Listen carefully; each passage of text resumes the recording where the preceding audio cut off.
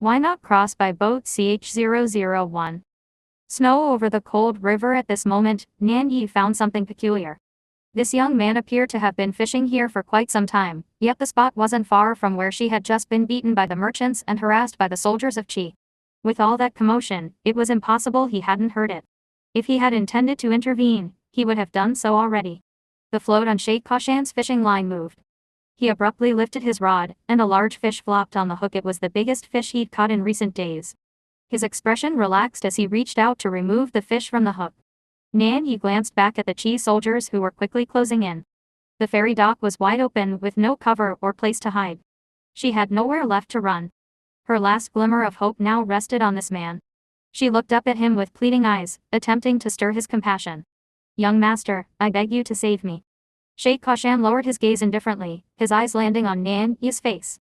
The girl, clad in tattered clothes and covered in blood, looked dirty and disheveled at first glance. Yet her eyes were strikingly bright, and her torn garments clung to her skin, faintly revealing her barely matured figure. She resembled a young beast that had just taken form, innocent and bewildered, with a fragile beauty. No wonder those Qi soldiers had been tempted by her appearance. But Sheikh Kashan had always despised weak and spineless women. His eyes betrayed no trace of emotion as he continued his task, placing the fish into his basket. "If you'd rather not submit to the Qi soldiers, then you might as well die to preserve your dignity," he said coldly. From his sleeve, Sheikh Kashan drew a dagger and tossed it onto the ground. Nan Yi froze, staring at the dagger, her mind going blank. The man before her remained unmoved, there was not an ounce of mercy in his eyes. The disordered sound of footsteps grew closer behind her. Nan Yi knew her options were running out. Trembling, she reached for the dagger, but no matter how hard she tried, she couldn't summon the courage to grip it tightly. Still trying to run. "Do you have a death wish?" A Qi soldier's hand pressed down on her shoulder. Nan Yi spun around abruptly and, using every ounce of strength she had, drove the dagger into the soldier's arm. The soldier let out a howl of pain and staggered back, clutching his wounded arm. Nan Yi pulled the dagger free, then turned decisively and leapt into the river. A few streaks of blood appeared on the water's surface. "Damn girl. Someone catch her." The Qi soldier, enraged, shouted for reinforcements. The girl's actions caught Sheikh Kashan slightly off guard. The enormous splash on the river's surface finally stirred a faint trace of pity within him. Sheikh Kashan lifted his head, the last light of the day falling on the face beneath his bamboo hat, fully illuminating his features. His expression was blank as he looked toward the cursing Qi soldiers. The Qi soldiers charging up froze in place when they saw him. Before they could say a word, Sheikh Kashan uttered a single word. "Leave." The word carried the weight of 1,000 pounds, sending the soldiers scattering in panic. Nan Yi, clutching the edge of a small covered boat, emerged from the river, and took a deep breath. Just as she was about to dive back into the water, she saw that the Qi soldiers on the riverbank had fled, leaving only Sheikh Kashan standing there. She was momentarily stunned. "Do you know how to row?" Sheikh Kashan asked, looking at Nan Yi in the water. Nan Yi blankly nodded. "Take me to Hukui Mountain." Sheikh Kashan removed his thick cloak and tossed it onto the deck of the small boat. The small covered boat cut a long wake across the river. Night had fallen and a lantern was hung on the boat.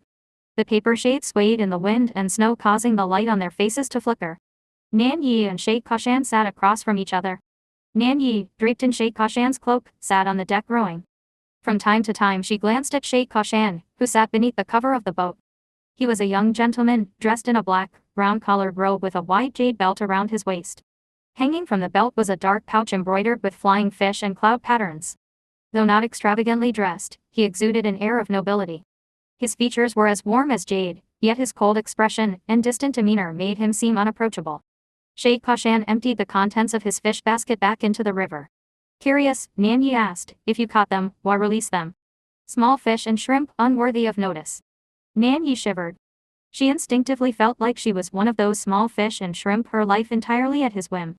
The only reason she was alive now was because he didn't deem it worth his effort to crush her. Changing the subject, Nan Yi asked, "You don't seem like a local. What brings you to Hukui Mountain?" "To collect animal hides. This winter's trade hasn't been easy," Nan Yi muttered. But Sheikh Kashan didn't respond, and she wisely fell silent. Nan Yi's clothes were still wet, and in the heavy snow, she could only huddle against the cold. Wrapped in Sheikh Kashan's large cloak, she looked small and frail, her face tinged red from the cold. Under the lantern's glow, she appeared surprisingly delicate. Sheikh Kashan's gaze lingered on her face for a moment before shifting to her hands gripping the oars. Each time she rowed, her sleeve slipped back slightly, revealing a pale wrist. On her wrist was a jade bracelet, fine quality, though not exceptionally rare. Having just been submerged in water, it still glistened with beads of moisture. The translucent jade highlighted the delicate smoothness of her wrist. The elegant accessory seemed out of place with her ragged attire, yet the more he looked at it, the less discordant it seemed. Snowflakes landed on her skin, melting instantly.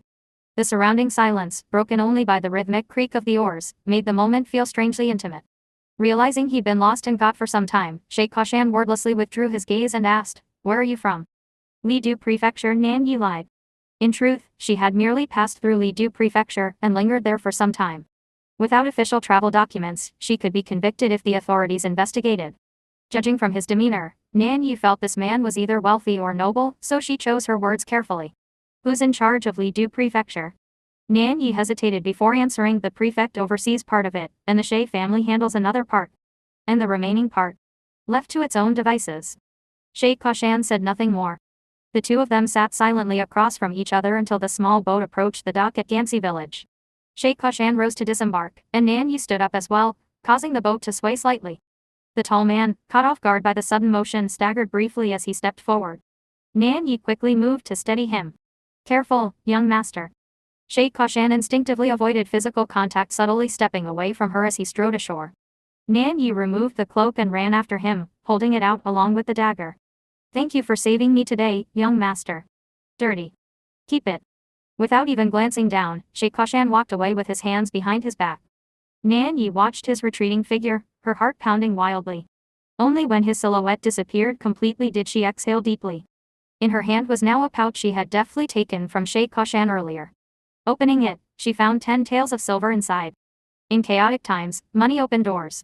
At that moment, Nan Yi naively believed this sum would help her reach the front line in Fufeng County, where she hoped to reunite with her lover. Little did she know, this marked the beginning of all her misfortunes.